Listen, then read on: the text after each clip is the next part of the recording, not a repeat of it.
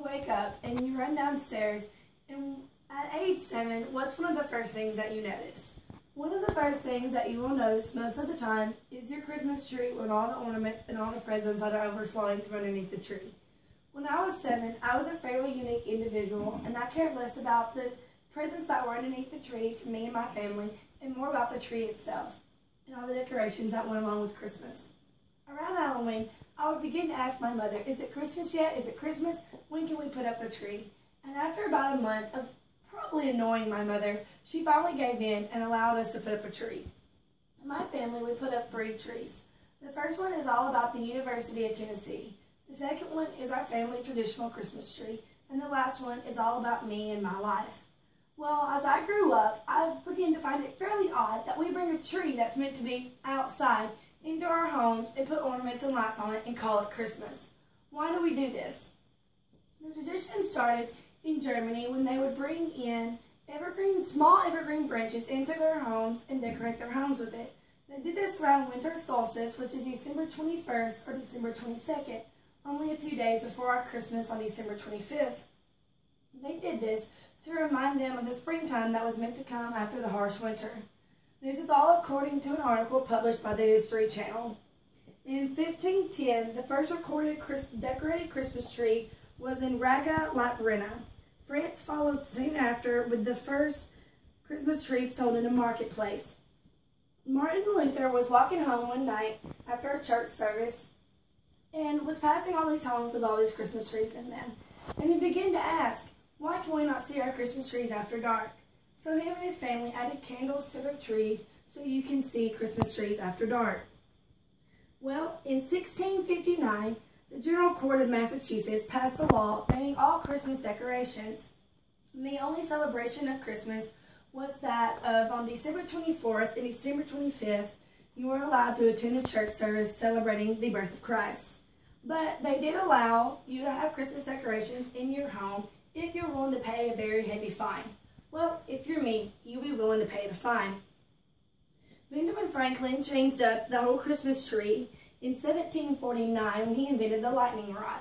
This allowed the invention of electricity and then the invention of the lightning bulb, which eventually led to Christmas lights that we now put on our trees.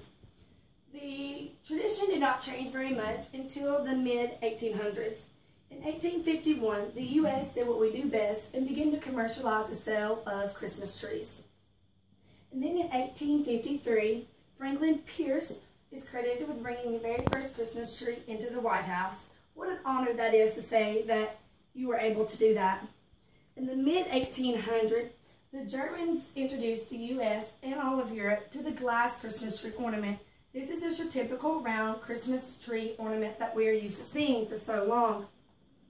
Sears and Roebuck and Company in 1883 began to sell the fake Christmas tree in all of their catalogs. Queen Victoria in the 1890s, during her reign, began to celebrate Christmas in their palace. Her and her family took one of the most celebrated Christmas trees that they'd ever had and took a family photo around the tree, and it was published in the London News. And this brought the awareness of Christmas trees to the public, and people's love for Queen Victoria transferred to the Christmas tree.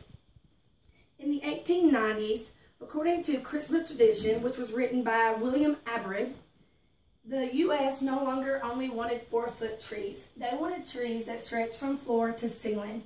The bigger the tree, the more wealth that your family is supposed to have. With Christmas now, in 1901, W.V. Gillard invented something that is fairly common nowadays with a Christmas tree farm. He planted over 25,000 Christmas trees in his small town farm of New Jersey. And this is according to the National Christmas Tree Association. In the 20th century, we see something completely new in the U.S. We see U.S. handmade ornaments that children and family will make together. But the Germans continue to do the normal U.S. apples, nuts, and cookies and colored popcorn that they would make and put on their tree. Now we have all kinds of ornaments. We have ornaments from sports teams to family photos. Whatever you wish to put on your tree, you can place on your tree. But over the years, we've seen everything from lights to candles to Christmas ball ornaments to handmade ornaments. But no matter how you want to look at it, it's all originated in Germany and then moved to the United States in 1851. We all have Christmas trees, all thanks to them.